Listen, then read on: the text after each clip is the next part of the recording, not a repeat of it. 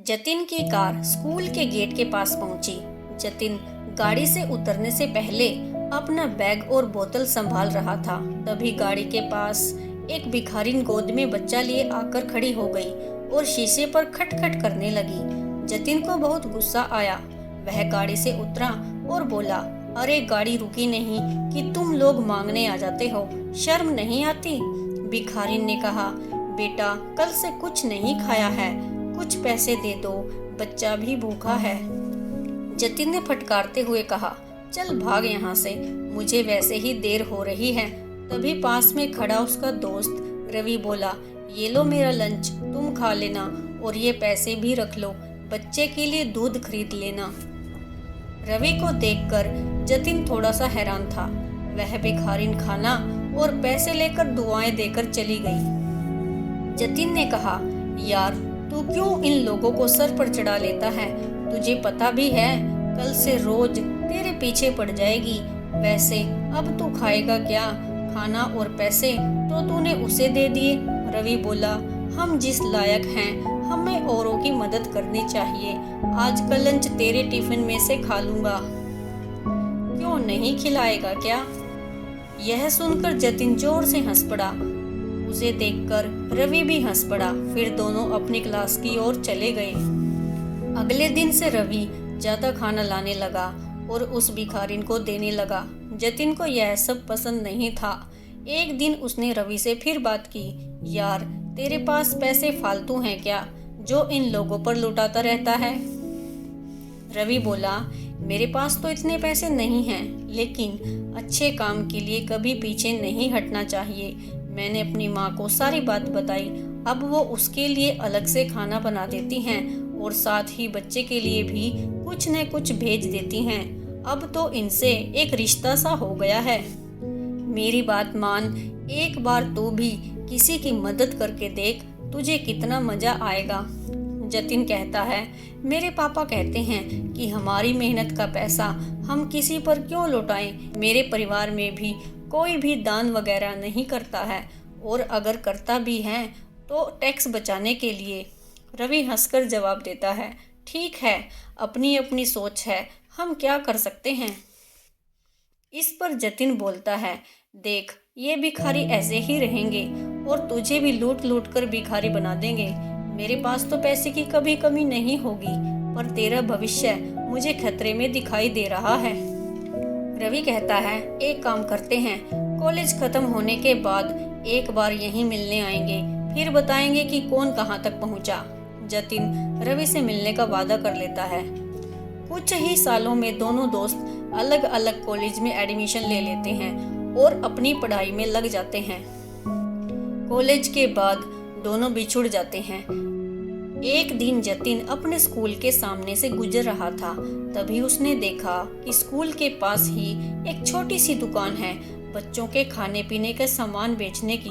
उस पर एक छोटा सा लड़का और उसकी माँ बैठे थे। जतिन पहचान गया कि ये तो वही भिखारिन है जिसे रवि अक्सर पैसे दिया करता था। उन्हें देखकर उसे रवि की याद आ गई, लेकिन वह उसे कहाँ ढूंढे।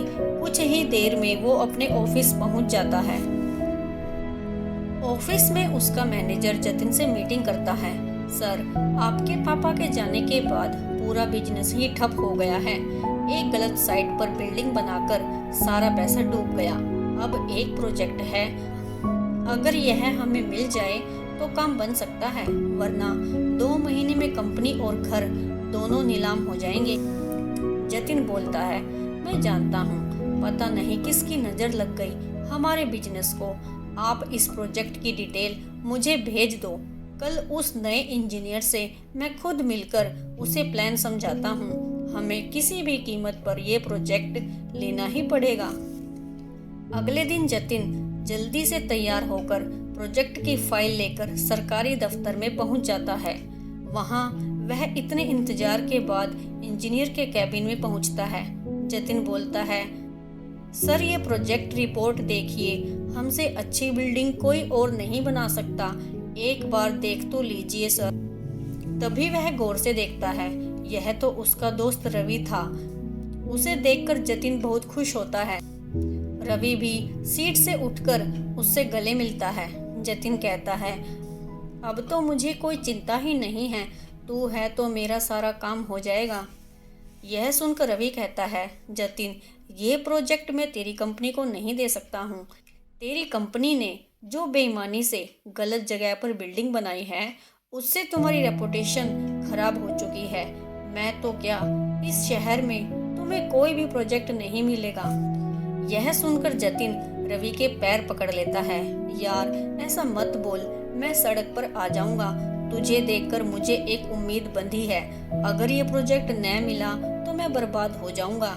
रवि जतिन से कहता है, चलो मेरे साथ। वह जतिन को लेकर उसी स्कूल के सामने पहुंच जाता है। वहां जाकर रवि कहता है, पहचानता है इस औरत को जिसे तूने कभी भीख नहीं दी थी, हमेशा फटकार देता था। मैंने इसकी थोड़ी सी मदद की और आज ये दुकान पर सामान बेचकर अपनी रोजी रोटी चला रही है। कोई मजबूरी में भीख मांगता है तो हमें उसका मजाक नहीं उड़ाना चाहिए।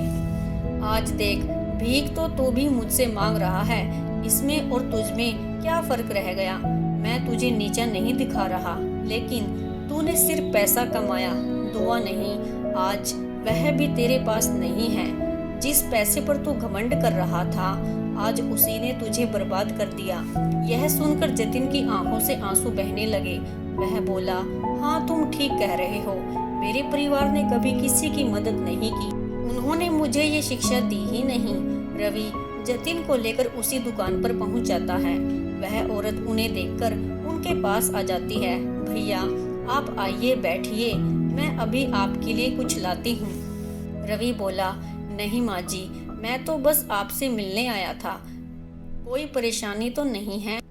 वह औरत बोली, भैया, आपके कारण हम भिखारी की जिल्लत से बाहर निकल आए। मेरा बेटा अब स्कूल जाता है। यहीं पास ही में हमने एक कमरा किराए पर ले लिया है।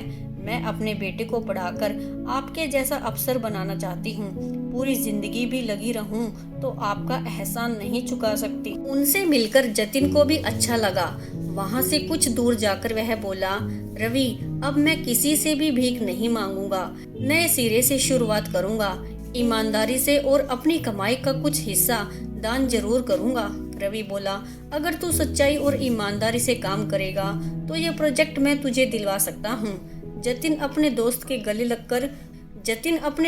गले लगकर रोने लगता है और इन आंसुओं में उसका घमंड भी बह गया था।